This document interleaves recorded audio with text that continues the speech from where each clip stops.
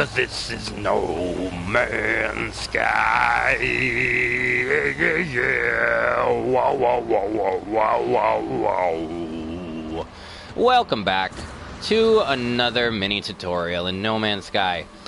It's pretty much safe to say that all of us find the planets that have lush, expansive, green fauna, beautiful skylines, and lots of water are the most entertaining places to explore. I mean, seriously, caves are fun and everything, but exploring underwater is just way more interesting to me. However, there's a couple tricks that you can use to help yourself explore a little bit more efficiently, I guess would be the best way to say it. And I'm going to try and show those to you right now. Now, I discussed the importance of momentum in my last jetpack video, and that comes into play just as much when you're exploring underwater, because your jetpack has infinite boost, or well, it doesn't run out, I guess I should say. So you can just, be cruising around, just looking at stuff, and then be like, well, I'm probably gonna run out of air soon, so I should go back up. What is that? Scan that? Yeah, I can scan this.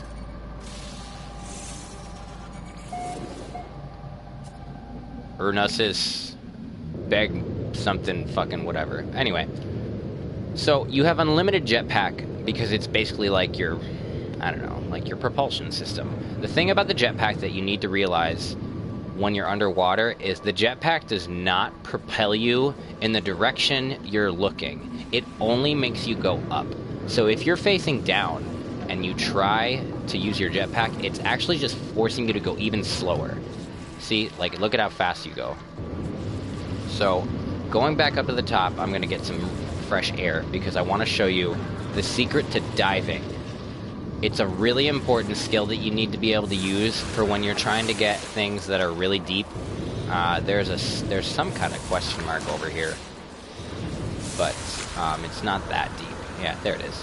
But so I'm going to show you the trick. So I'm just going to kind of hover around on the top here while I get my air back, because I want it to be full so I can really show you guys the trick to this. So when I go over to this, so I'm at full air, I'm gonna just swim down there, and you're gonna see how much time it takes, or how much breath it takes to get me down to this thing. It's not that far. There's much deeper dives that you're gonna have to make. So like this, it brought me down, I don't know, that's about like what, an eighth of my percentage of my oxygen.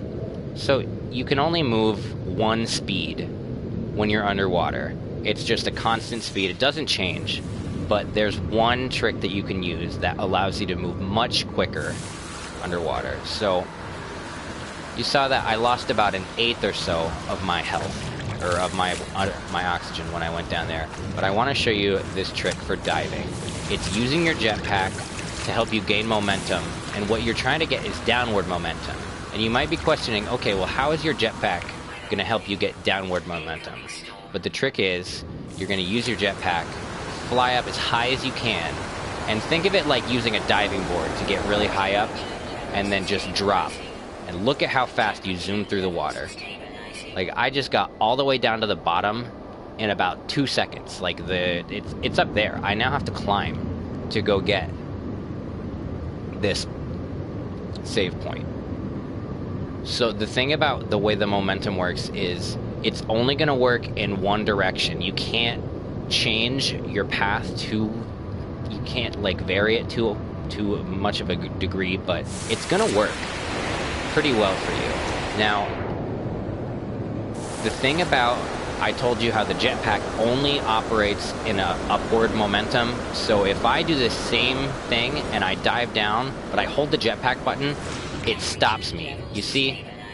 Like, that ruined my entire dive. So when you dive down, you want to fly up as high as your jetpack will allow, and then drop and release the jetpack button, because otherwise you're going to just ruin your entire momentum. So I'm going to fly up all the way up here, like, oh, look at that pretty sky. It's No Man's Sky. Here we go. And look at how fast I'm moving underwater.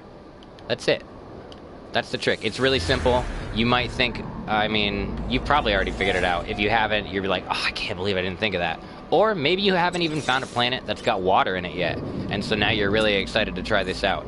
It's going to help you get a lot further, and also it gives you more time at the bottom to scan things because you don't spend half of your air supply going down to the bottom. It just dives you right down immediately, and then you can spend more time scanning things, getting all your credits and everything, getting as many units as you possibly can. Just remember, because you went down really fast, you still are only going to climb at that slower speed. So don't let yourself get too far to the bottom with no air left. Because you won't die immediately, but you still can drown.